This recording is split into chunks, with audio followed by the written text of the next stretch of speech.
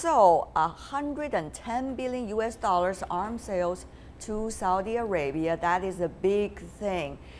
Would that, in a way, sway the United States to one direction on the very interesting triangle of relations? No, it's spreading our influence in the region in a positive way. Don't look to the United States to be the first to step up to solve your grievances. You need to protect your own territories as sovereign nations. So our investment in Saudi Arabia is one for their future. They need to protect their own territories, but they also have to step up and be a good neighbor. And that means when other neighbors are in trouble, they should be policing their own neighborhood and not look to the United States. So this is, I think, a very positive move. It spreads our influence in a positive way in a very troubled area of the world. America first, it sounds like, Professor Hagle. So does the Middle East still matter? To what degree? Oh, certainly the Middle East matters. And one of the things that Trump didn't emphasize in his speech to the leaders of the Muslim countries was the America First theme. And a number of people pointed that out, particularly the critics of Mr. Trump.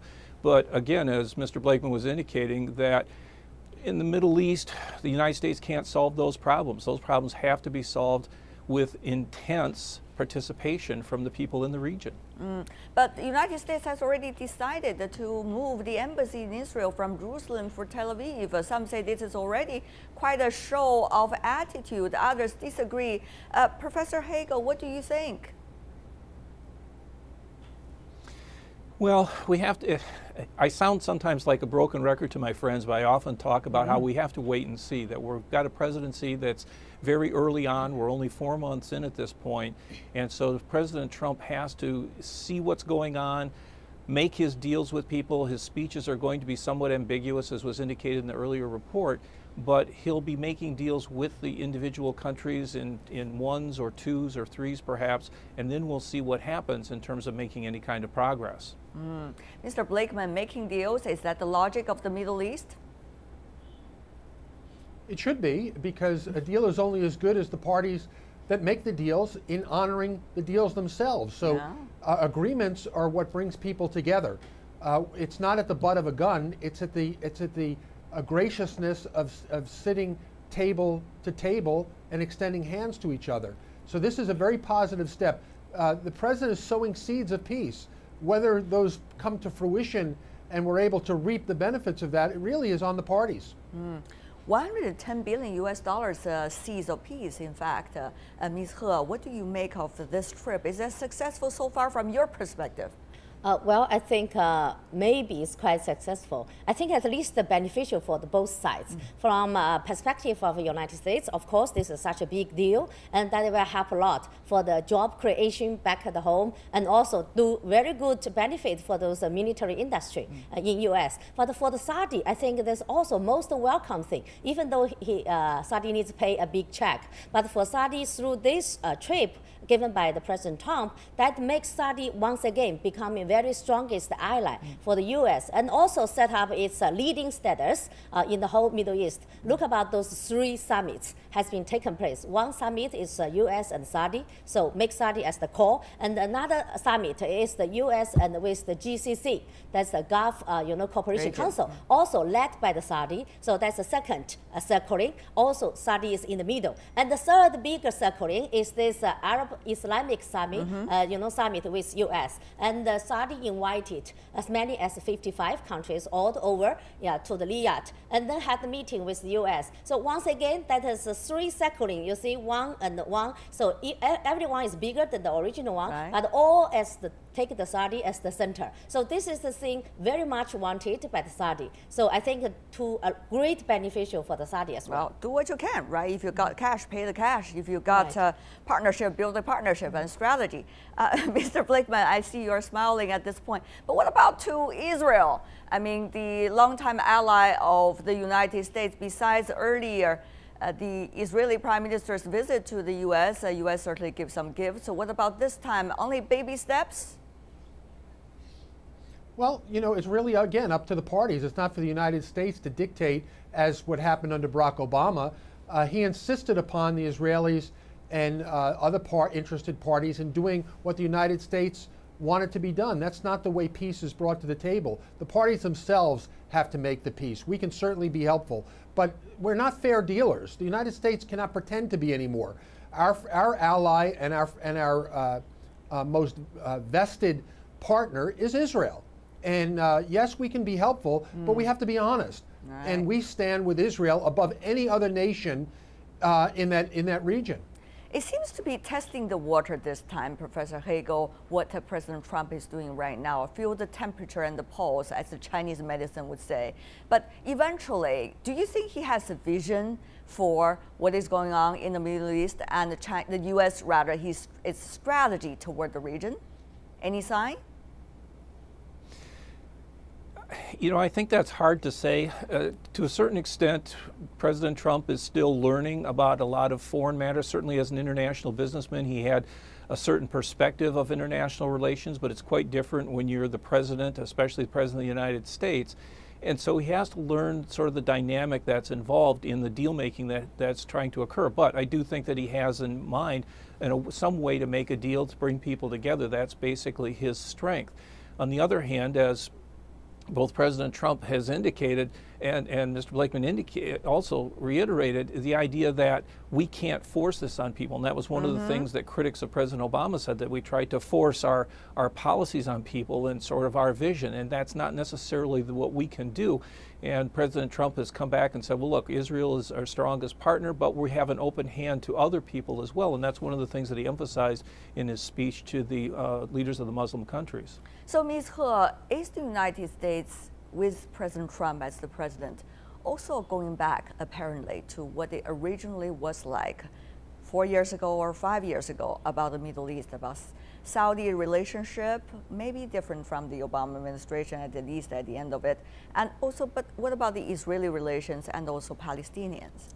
Oh, well, President Trump has, has this strongest willingness to do something in terms of Palestine-Israel relation. That's why before he made this trip, he invited both those leaders coming from Israel and Palestine to visit the White House. So, but his opinion towards the resolution for the Israeli-Palestine relations has also changed. At the very beginning, he said no matter two-state solution or one-state solution, as long as those two countries are welcome and that there's no, against it caused the opinion. A stir. Yeah, it because he's a business person. He doesn't know how deep this question is and how complicated this question is. So once he got to know gradually, and now he back to the those opinion that a two-state solution has been widely welcomed by the international society and also, also by two countries themselves. So now I think he couldn't make any real plan for this Palestine-Israel problem. Because if we can make some real plan, make some magic change, that could be the things has been there, stalemated for such a long time. So he just wants to send a signal out, message, to send to the international world. Now he's coming back. United States is coming back. And the President Trump himself is also willing to do something. Yeah, that's the message. Mr. Blakeman, is there much room for Mr. Trump, the president, to maneuver, to create, quote unquote, his own vision, his own blueprint for the Middle East, particularly Israeli-Palestinian relationship? Well, going back to what the professor said and what I had said earlier, it's not what the United States wants. It's what the region and the partners to peace will accept. They're the ones who are going to have to live by whatever agreements they make. You know, we've made agreements in the Middle East. Some have been honored in the word and some have been honored in the breach. We have to be helpful as partners, but we also have to be honest. We are steadfast behind Israel. That doesn't mean we can't help the peace process and help the Arabs come to a solution. But it's got to be their agreement, it's got to be by their terms, and it's got to be by their will. Well, and I think for the first time in a long time, a president is speaking the way that politicians don't speak, and he's speaking openly and honestly to all parties. Their own ways, Professor Hagle. Some say this means probably the Israeli way because that is the much stronger muscle, much stronger economic power over there in that part of the region between the Israelis and the Palestinians. Well, again, as I had said before, we have to wait and see. And certainly, to the extent that the parties can get together in some particular way, then we're going to facilitate that process as much as we can. We can't impose it upon them. And to the extent you've got economic strength in the part of Israel, well, then they're probably going to try to use that as leverage in any kind of agreement or deal that they can come to.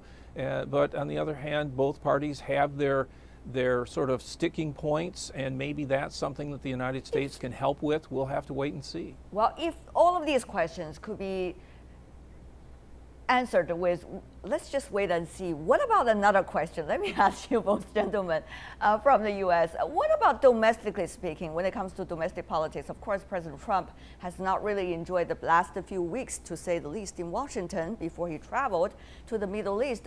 Will this time the road he tread in Saudi Arabia and also in Israel help him with his domestic politics, particularly the $110 billion deal? How much is that really likely to help President Trump back at home? Mr. Blakeman.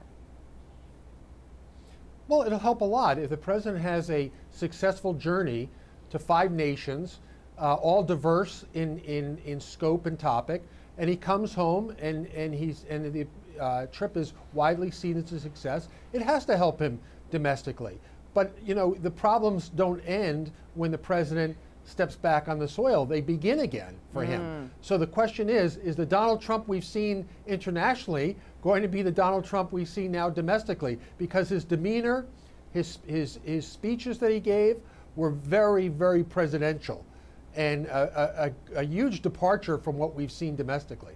Right. Well, what about that, Professor Hagle? As a political science professor, I'm sure you have your own thought about that. Yeah, I would agree in the sense that we've seen a different tone from the president. He's been more presidential. He's not a great orator. He doesn't give a great speech the way President Obama did, but they're solid speeches. They have good content to them. Some people would say that they need to be stronger. Some people said they're too strong. So it's probably finding a right mix right in the middle. But when he comes home, he'll still face the same problems. He'll try to get some credit for making deals, having a successful trip, and that's good, but it's the domestic side of things that really tend to shape electoral politics to a greater extent in most cases. And so he'll still need to face those problems, and to a certain extent, he creates some of these problems himself when he starts tweeting things that sort of exacerbate the problem or get people riled up in some particular way. If he could sort of maintain that presidential aura to a greater extent once he's home, it might help him. Ms. He, it seems that our American guests are suggesting actually President Trump can be presidential, at least when overseas. Well, I think he have to keep a good balance, because at home we all know he's facing increasing pressure coming from society, coming from media, and even coming from those Republicans and also Democrats. So now he moving his the steps abroad. So if he can do something good in this first overseas trip, obviously that will help him a lot. I think that's kind of called balance, and also using the diplomatic wins and then to counter this domestic loss. Before we go, I do want to ask the three of you once again about an important question. That is, what is likely to be the U.S. role in the Middle East in the future at the end of all of these visits? I mean, Mr. Blakeman, earlier both of you and Ms. Professor Hagle talking about we are not sure as to what's next, but you see that the previous president has pretty much, some say, exhausted all the sparkles that can be created about creating a strategic plan to creatively resolve the Middle East crisis. Others say that U.S. at this time want to withdraw back more to its own issues rather than going out to handle all of the crises around the world. Will this trip and the future road reflect that kinds of trends that we just talked about? Mr. Blakeman first. Well, I think the president has done a couple things on this trip. One is he's told our friends and allies in the region that you need to step up more, and you need to do more to increase the possibility of peace and stability in your region. And don't look to the United States. You should be protecting your own neighborhood. Now, on the economic side, we also are very much interested in building up a strong economic region for our friends and allies, because if you're economically strong and you're militarily strong, chances are you're less likely to use that power in a destructive way. So cleaning up their neighborhood, standing up to aggressors, being strong economically. You know, if that alone is the goal, that's very positive. Now, with peace in the Middle East between Israel and her neighbors, it's really up to the parties. If we could just maintain the status quo of non-intervention, that's good. But if we can achieve peace, that's amazing. All right. Wow. Ms. He, what do you think? Oh, yes, I think for the Middle East issues, it's easy to talk, but hard to make action. So, but anyway, even though the U.S. cannot push any party to make some deal, but the U.S. can make their attitudes and make their policy very clear. For example, you cannot always bias one party, such as the Israel, and then you are totally ignore those rights coming from Palestine. So that kind of balance should be addressed. All right. And before we go, Professor Hagle, what is exactly your thought? Every new president has a new opportunity to confront some age-old problems. And so with President Trump, he comes at it from a far different point of view as a businessman rather than a career politician. And so maybe this will be an additional opportunity to engage, not in an interventionist kind of way, but in a way that will help to facilitate the parties themselves getting together.